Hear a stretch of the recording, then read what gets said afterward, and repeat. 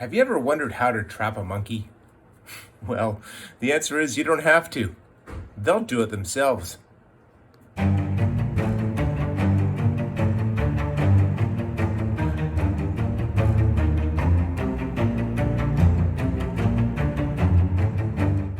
Good afternoon, everybody.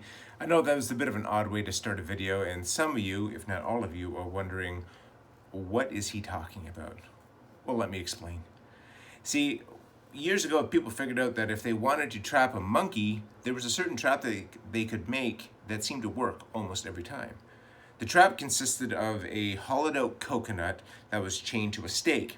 Now, the coconut had a hole inside it, and they'd place some food inside there, be rice, banana, whatever, and the hole that was leading into was big enough for the monkey to reach its hand inside, but not big enough for the fist to come back out. So the monkey would reach inside, grab the food, and when he tried to pull out, wouldn't be able to get his hand out of the coconut, and he would never let go of it. So now he was essentially trapped. Now the thing was, the monkey wasn't trapped by anything physical. He was trapped by an idea. So what do I want to talk to you about today? I want to talk to you about being trapped in anger. I want to read you another little quote today that comes from, someone I'm very fond of, Yoda. Fear leads to anger. Anger leads to hate. Hate leads to suffering. There's a lot of truth to be said in that. If we hold on to anger, it can lead to hate. It can lead to suffering. Now, who suffers by you holding on to hate? Is it the person that you're hating or the person that you're mad at? No. Ultimately, it's you. Anytime you hold on to something like that, they don't know it, but it starts to burn inside of you and turns into this ball or this pit of anger that stays inside you. It can turn you very, very, very bitter.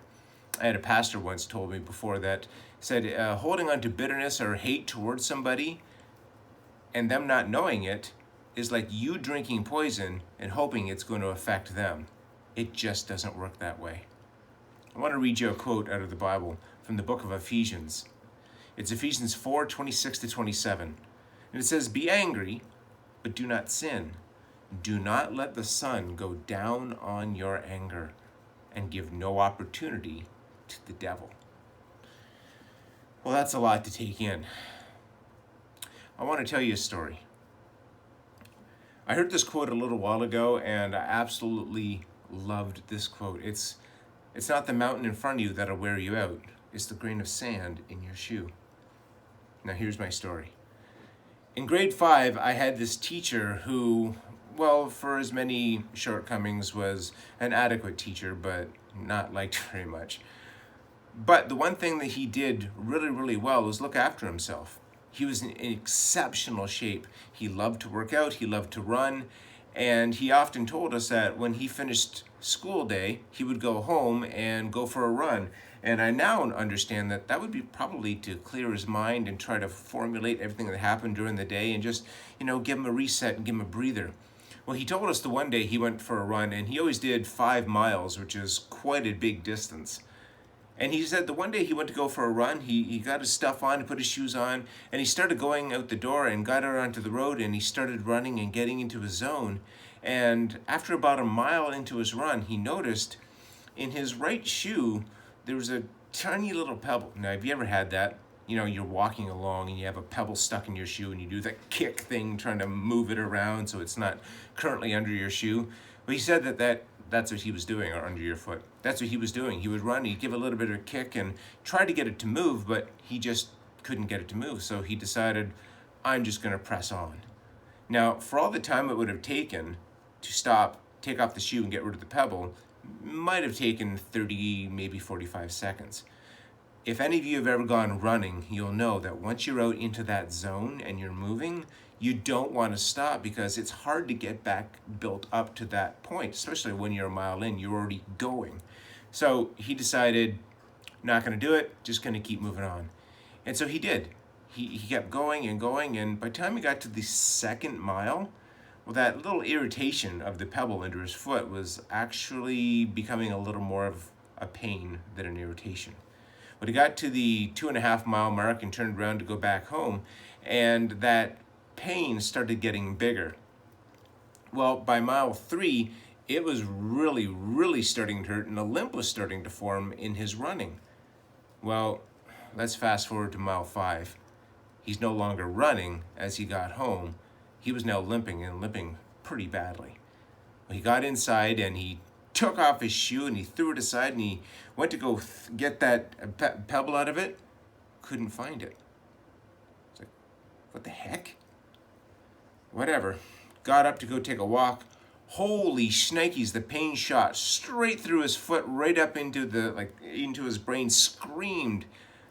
He's like, what's going on? He looked down and his shoe or his sock was now red. He's like, what? Whipped off his sock only to find a hole in his foot. See, every time he ran, he kept pounding on top of that pebble, and eventually it had worked its way inside his foot and was now embedded in there. He had to go to the hospital and actually have it surgically removed from his foot because he didn't take the time to stop and remove it. It's not the mountain in front of you that'll wear you out. It's the grain of sand in your shoe. Something like that, although tiny, can really affect you if it's not removed or taken care of. Anger, my friends, is like this. It will stay inside you and build and fester and pretty soon harm you in a way that that other things can't. But if you just let it go, you'd be doing better off. Now, I am not going to stand here or sit here, as the case may be, and tell you that I've never been angry. No, I'm not going to do that. I have been angry, and I've been severely angry, and it's been something that I held on to for quite a long time. Many years ago, my then wife left me, and left me hurting, upset, and angry. Angry to the point that whenever I would think about her, my jaw would actually clench, and I would just think terrible thoughts towards her. Remember what I said earlier about drinking poison and hoping it would hurt the other person? She had no idea I was like that. She had no idea that I was so angry. But I'll tell you this, it wasn't doing me any good. In fact, I was actually getting physically ill because of this anger. My stomach was now hurting whenever I thought about her and I started to get angry. My stomach would hurt to the point where I had to take medication every day. It's not worth it. It's absolutely not worth it. And once I started to realize I shouldn't be holding on to this, I should be doing something different about this. I can remember the day, my friends, I was driving down the road and the thought of that came into my head again, and I started getting angry, and I went, why am I holding on to this? And so I actually said this, and I know if you were sitting in the car next to me or seeing me drive by, you would have thought, what is that guy doing? But I said, God, I don't want this anger anymore. I don't want this bitterness anymore. Please forgive her. And I had to say it through gritted teeth. But I felt a little better. Now, next time I thought of her, was I fine? No, I was angry still, and I was bitter. But every time from that moment on that I would think about that, I would say again, God, please take this bitterness from me, take this anger from me. I don't want it anymore. And pretty soon my jaw was no longer clenched when I said it. Pretty soon I was able to say it pretty easily and quickly. And then I actually started adding on something at the end. I would say, God, please, I don't want this anymore. Please forgive her. Forgive me from holding on to that anger. In fact, Lord, I want you to bless her.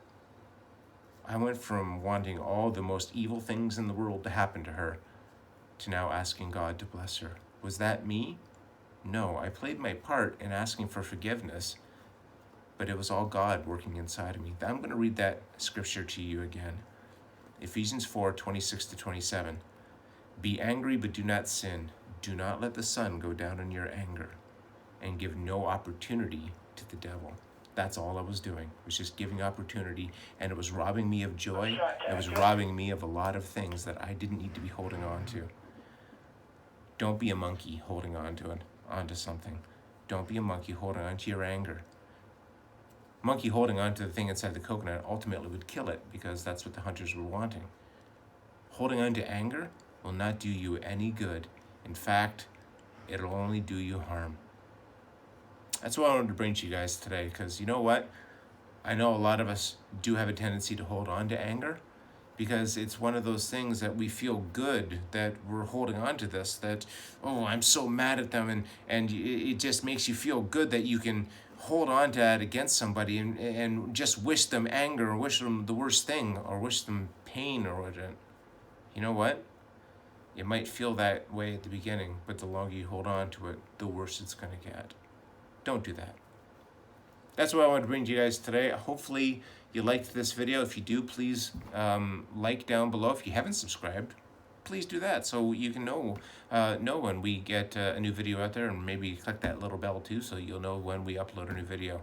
Any questions, please ask us. Any comments, please put those down below too, because I really do enjoy getting those comments and writing back to you. So please let me know. Until next time, my friends, have a wonderful day.